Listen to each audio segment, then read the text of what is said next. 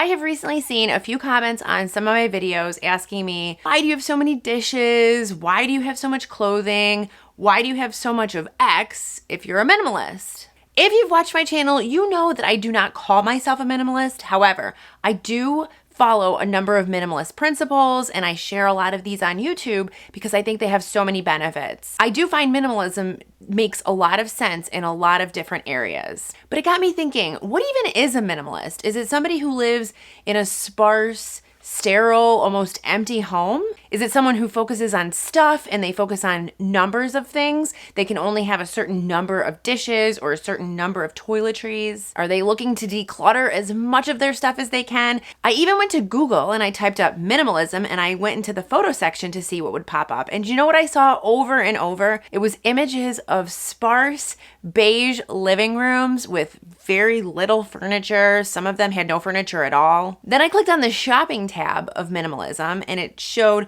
a bunch of products coming up that were all called minimalist products. That definitely got me laughing. Everything from shoes to lamps to sectionals, different types of furniture. If you're familiar at all with minimalism, I'm sure you've also heard the term of minimalism, and this is the idea that minimalism has become so commercialized and products are being sold now as minimalist for no other reason than that is how they're being described. People are being promised, just buy this and your life will change. You will get the benefits of minimalism if you just purchase this. But I know buying more is not the goal of the minimalist movement, and doing that is definitely not improving our lives. So a couple of years ago, I used to think that being a minimalist was having very few possessions. And I also thought that you could not be a minimalist if you had anything more than simply the bare necessities. So you could have a plate and you could have a bowl because those were necessities, but you absolutely could not have an extra throw pillow or decor or high heels because those are not necessary. I even had a comment on one of my videos that said nobody needs a salt lamp. I have one in my bedroom. Funny enough, I also had this view of minimalism that it was people who shun color. So it was only beiges or different colors that were not vibrant in any way. This is everything from clothing to decor to paint, furniture. And I went down a rabbit hole of comments and I got caught up in the comments that talked about how you could only have a certain number of things and you needed to declutter as much as possible. But I actually think it is unminimalist to mindlessly declutter all of your stuff. That is definitely wasteful and it is certainly not the spirit behind minimalism. I'm just gonna share this one word that I think really captures minimalism, and it's intention. We need to have intention with all of the things that we're doing in our home. And looking back, now I know why that video I did a couple of months ago about 10 things to never declutter, now I know why it did so well, or maybe it resonated with people. It's because a lot of people are out there telling us what to get rid of. And that's fine. I do that too. I also share videos on things that you can get rid of. I think that when you're looking to declutter and you're looking to live more intentionally and get some ideas of things that you might want to declutter. But I also find that there's not a lot of people telling us, well, what should we keep? Not just about what should we keep? I actually like to think of it as focusing on what we have. I think that if we can start focusing on what we actually have, we will naturally start seeking out things that we don't have, and we will naturally stop buying so many things or naturally stop bringing so many things into our home. I also think that this is very much in line with Marie Kondo's KonMari method of sparking joy, because if you're thinking about joy and you're thinking about your stuff from a lens of joy, that automatically gets you focusing on what you have and how your stuff makes you feel. So I'm going to go out on a limb here and I'm going to say,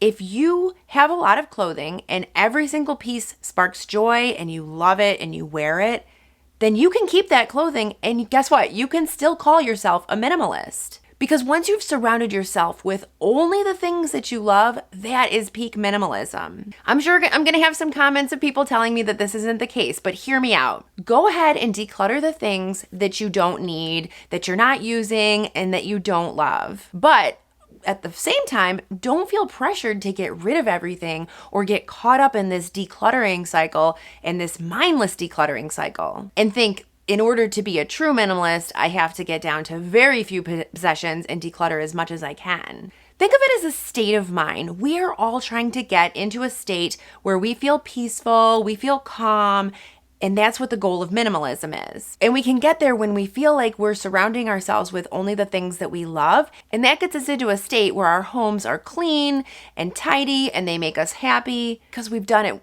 with intention. Hey guys, if you're enjoying content like this, don't forget to click that subscribe button down below. It's free. So now that we know all of this, how is it going to impact any of the decluttering that you might be doing or the decluttering that I'm doing? I'm going to share the one thing that has helped me tremendously, and I think this could help you a lot as well.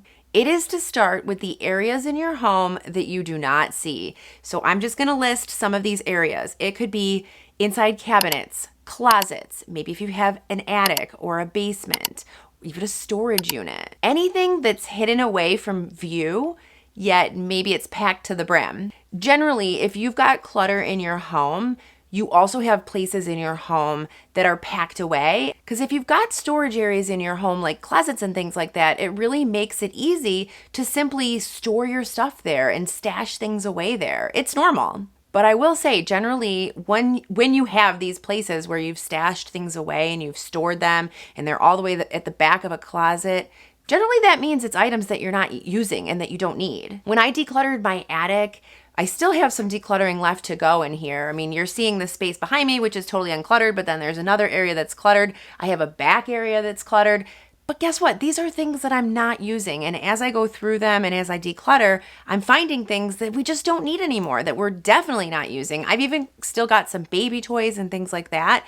My kids are now 7 and older, so they're not playing with these toys. But I'm gonna say, when you declutter these areas of things, and so you go and you do these closets and you do these areas that are packed away, it really makes a big impact on the functionality of your home and the functionality of your life. So think about your clothing closet, for example. If it is packed to the brim and you just have clothes that are stuffed in there, think about how hard it is for you to get dressed in the morning. You have no idea what you have. It's really difficult to put an outfit together. And you know what else?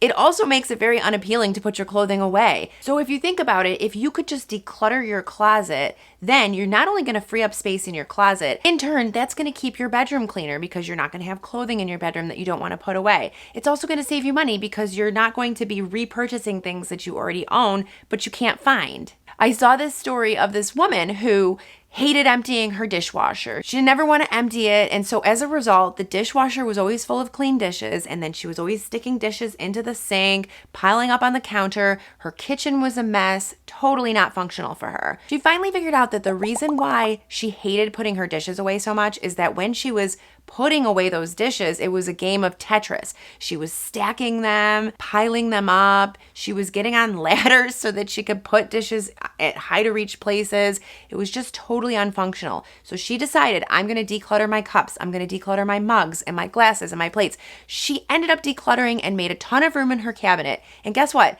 Once she had that space, she actually enjoyed emptying her dishwasher and enjoyed putting things away into the cabinet. She wasn't stacking things up. It was no longer a game to see how many dishes she could fit and how she could put the puzzle pieces in. And as a result, her kitchen ended up being cleaner and neater because everything became more functional for her. You see where I'm going. If you take away anything from this video, it is that you do not need to be a minimalist to reap the rewards of minimalism. All you need to do is simply start in the places that you don't see. Start decluttering those areas and you will see how that is going to truly make your life much more functional and much more organized. It's going to naturally happen that way. I truly believe that functionality is the key to everything. Once your home is functional and you feel like everything is organized the way that you want it for your life and you've got that functional living space going on, you are going to feel more peaceful, calm, organized, and happy, minimalist or not.